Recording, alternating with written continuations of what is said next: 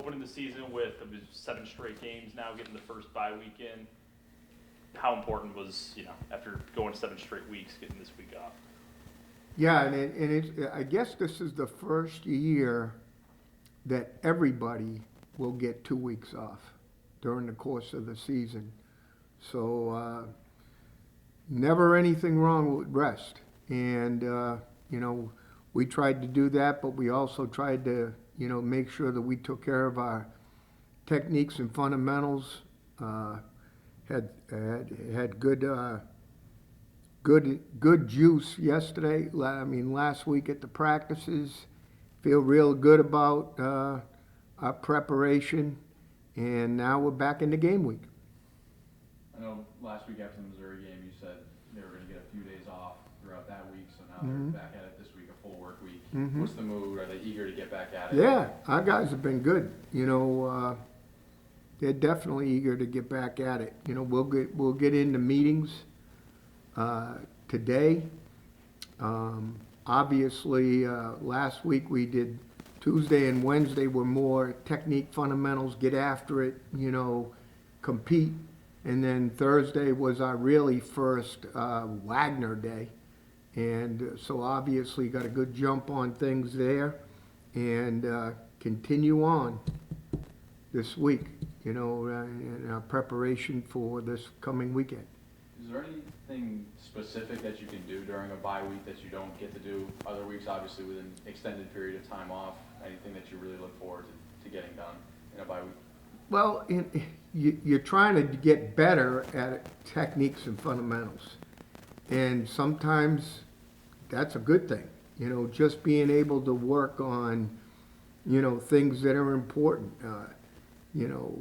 I'm a big, big techniques in utilization of the hands. Sometimes that gets pushed to the background, whereas, being able to play off blocks is a big deal.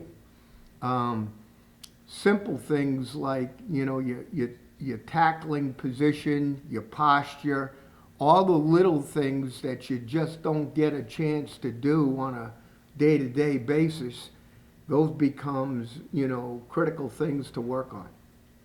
Looking ahead to Wagner this week, what do you see from them on tape on both sides of the ball?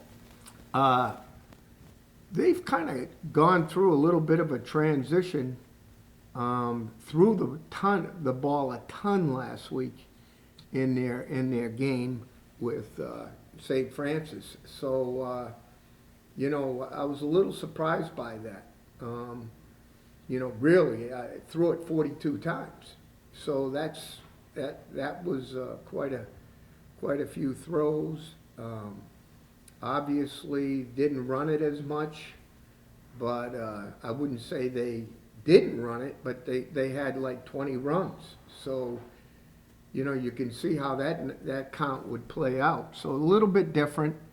But, I think their quarterbacks, Jake Cady, he's a tall guy. He can see over the line.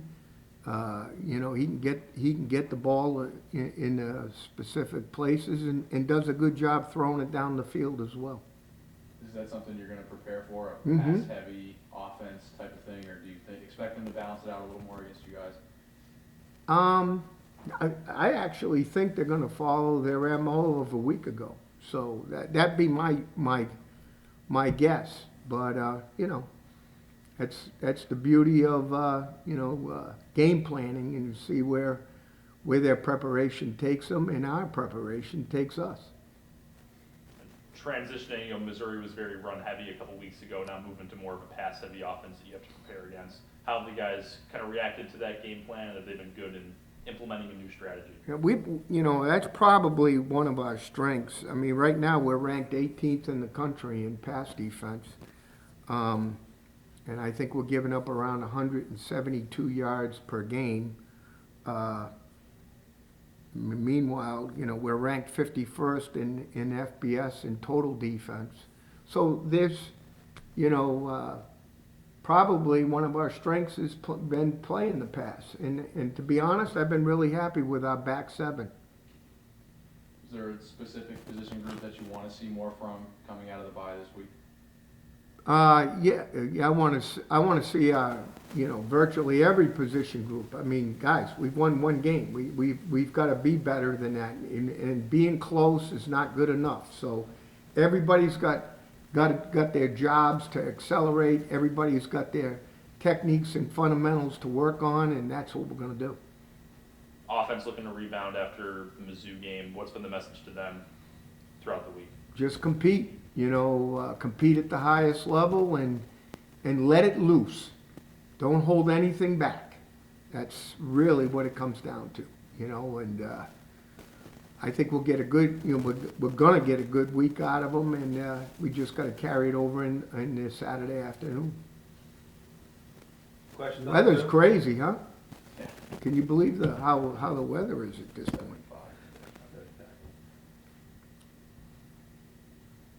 Go ahead, Howard. Hey, John, I got two questions for you.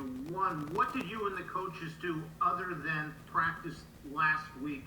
Were you able to get out and recruit and do things like that? And the other question is, when you play Wagner on Saturday, you're going to be running into an old friend in Tom Massell. What's that going to be like? He's a good man, that's for sure. He and I, I can't even tell you how many times we've talked football over the years, so it's kind of crazy. But he's definitely a good guy and a good friend for sure. We got out on the road recruiting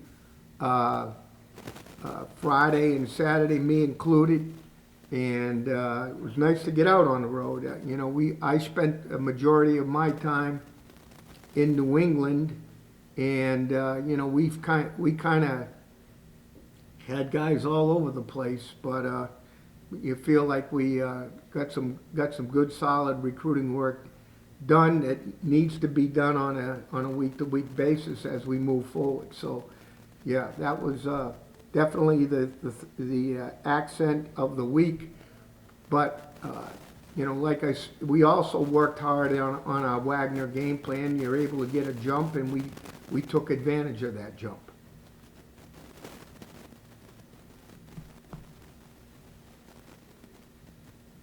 Go, Zeke.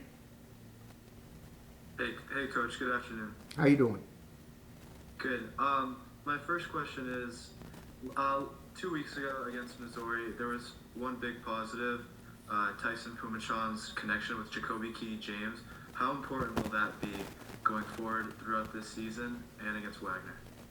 You hit it on the head. I mean, when you can develop a kind of working with somebody and you guys get compatible, that's a beautiful thing. Trust is a beautiful thing. And obviously, those guys working together certainly is a positive, not only for the offense, but for the defense as well, watching those guys work together. And, the one thing that's really jumped out is we're holding on to the ball. We're moving the ball between the 20s. We've just got to go ahead and finish.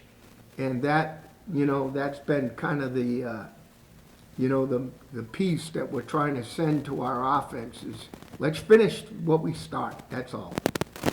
And then my second question would be, so this next weekend is Parents' Weekend, so there could potentially be a lot of alumni in the stands that are maybe frustrated about how the season has gone so far. How could you assure them that the program is going in the right direction for this season and the future? Well, I can tell you this. I'm not into moral victories, but, there's been several games where we're very close in the game, we just have to finish, It's really what it comes down to. We had that 4-game stretch against the primarily MAC teams, and we're right there in every game, but, we got to win them, and that's been the message is let's just stay the course, finish what we start. Obviously we had that fake punt, which gave us some juice. Those are the kinds of things we've got to be able to, finish off of. And, you know, so that's been the message. And then, sorry.